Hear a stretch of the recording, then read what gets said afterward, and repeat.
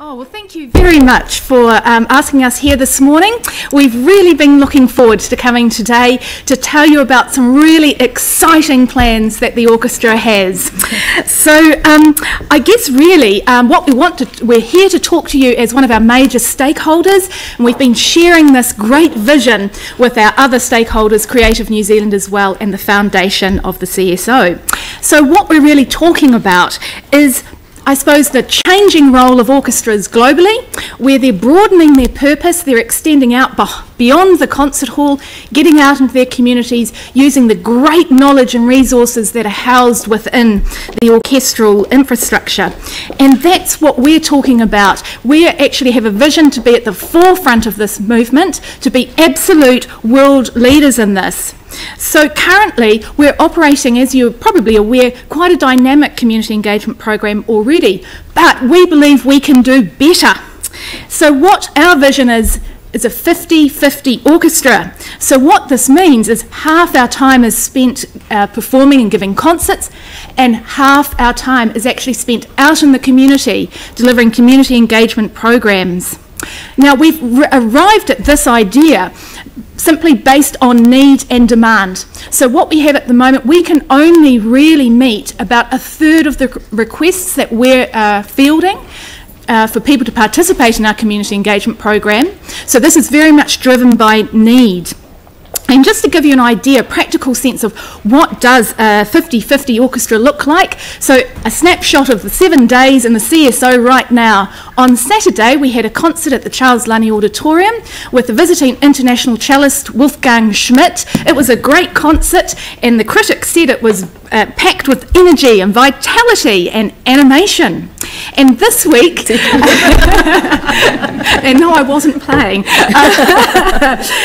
And this week we've got musicians that are spending the entire week at Banks Ave School in Dallington, and they're working with all of the students in the school, each class creating projects that they'll perform at the end of the week.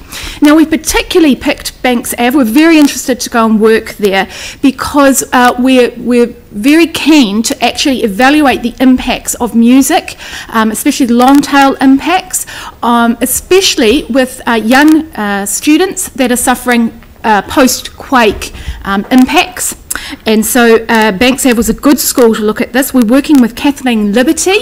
Some of you may have seen some of her research that came out the other week talking about some of the impacts on young students. So we're looking to actually be able to quantify the benefits of these music programs. But to give you a practical sense of what we're talking about here, of some of these outcomes that we believe we can get from these programs.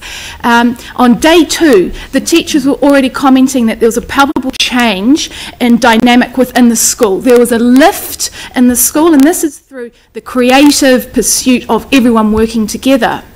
But also on day 2, we saw quite a turnaround in one of the young students there who suffers quite significantly from autism and is very socially isolated within the school, struggles as very sound sensitive, and also doesn't communicate a lot. They weren't sure how he'd get on. By day 2, the student was actually sitting in front of the drums, and not only was he getting stuck in and working with the others in the breakout sessions with the other students, he was actually leading that. He was actually really encouraging the others, coming up with lots of ideas and helping them get on and come up with activities. So we can see that actually these sorts of music programs we're offering has profound change. So what we're talking about with our new vision is using music as a platform to contribute to enhanced social outcomes for the city, and that includes working with people on the margins of society. There'll be an emphasis on equality of opportunity, identifying and reducing barriers to experiencing and participating in the arts, enhancing the quality of life through the arts and in particular music, and responding to the areas of need. So that's not us developing programs and taking that out, that's looking at where can we help and assist. The program itself will have 6 strands. Encounter, providing audiences of all ages with opportunities to experience live music in a variety of ways. Our Karawhiya Let's Play program. This is intensive creative residencies based in primary and intermediate schools. Platform. Creative music-based programs within prisons and justice facilities. This builds on the work we've already been doing this year. Flourish. Health and well-being through music with a particular focus on youth mental health and the ageing community, including those with dementia. Amplify. This is building on our existing partnerships to work alongside the disabled communities, providing opportunities to experience and participate in music-based arts experiences. And the sixth strand is Tune Up. And this is developing skills of musicians of all ages and abilities. So perhaps if you've played an instrument in your past and that instrument's still under your bed, we want to work with you and have you come and join our Rusty Musicians Orchestra. Except the recorder.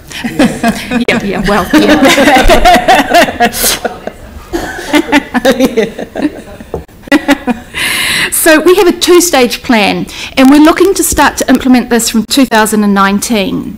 Now, we're actually not planning on coming to the council to ask for more money to fund this.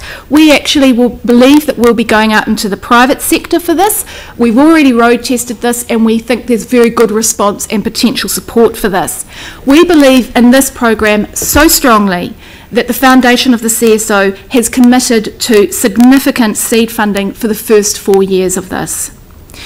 But we are looking for the council to continue their commitment to the CSO. We want to work with you in partnership to ensure that we can really deliver the best possible outcomes and make the best contribution that we can as an orchestra to the city and its residents. We'll be very happy to come back and to dig down into this in more detail and also to work with council staff.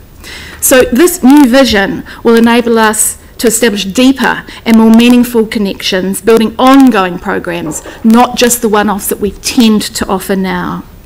At the CSO, we have a saying that music belongs to all of us, and we really want to do our best to make that a reality for everyone in this city. Thank you. Thank you very much. We've got some time for questions, but thank you for a very powerful presentation. I'm a great believer that music, within music we find a number of solutions that are nothing to do with learning an instrument, and but it's about working as part of a team. It's about developing confidence, self-confidence, and it's also about realising that unless you're in tune with everyone else, that doesn't sound quite so good. So Glenn. Thank you. Have you looked at the Sistema Aotearoa model, which has been used in South Auckland? Yes, I have, and in fact actually I went over to the UK as well on a Winston Churchill Memorial Fellowship earlier this year to actually look at what orchestras over there are doing in their communities, and they operate a program that takes some of the ideas of Sistema, but they've adapted it more for the UK schools. This is actually a very interesting program they're offering called In Harmony, and I'm very interested to look at potentially a hybrid model here. So the main difference is Sistema works outside of the school environment, and Harmony works within a school environment, so you can utilise the existing community and infrastructure of a school. I think that actually something like this could be a very, very beneficial thing to happen in Christchurch. There's incredible social outcomes that comes from this program and incredible benefits for the wider neighbourhoods as well. So I really wanted to delve into this, so I did actually do a 360 around this, talking to students, talking to parents, talking to the arts organisations delivering this, but also talking to the principals about why they've gotten on board with this. Some very talented young people in Aranui. It'd be great to connect up with Graham Wardrop, Mary Chetty, others, you know. Yeah.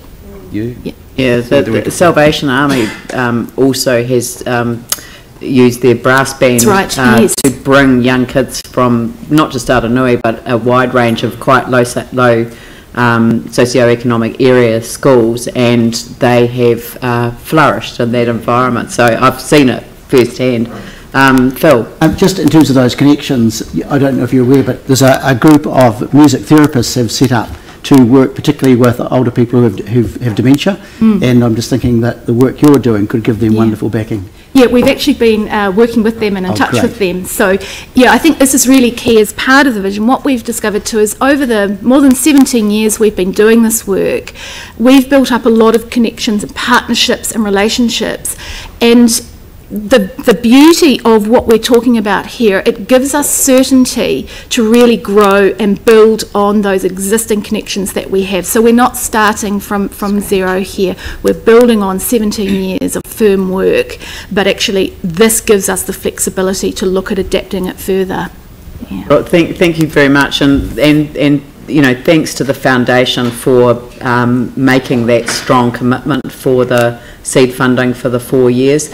I had a meeting with Creative New Zealand just recently, and they talked about the model of their support, which has cornerstone organisations that they support, and also so the totara, and looking for that leadership, and then the ka hekatea, which you are on that track with CNZ, and I'm just thinking that part of our review of our funding streams ought to be looking at that idea of what is the cornerstone for a city, and certainly I view the CSO as very much a part of that. So thank you very much for your presentation, and thank you for having the vision for taking it out of the comfort space of the orchestra performance to the wider community. Thank you. Thank you very much. Thank you.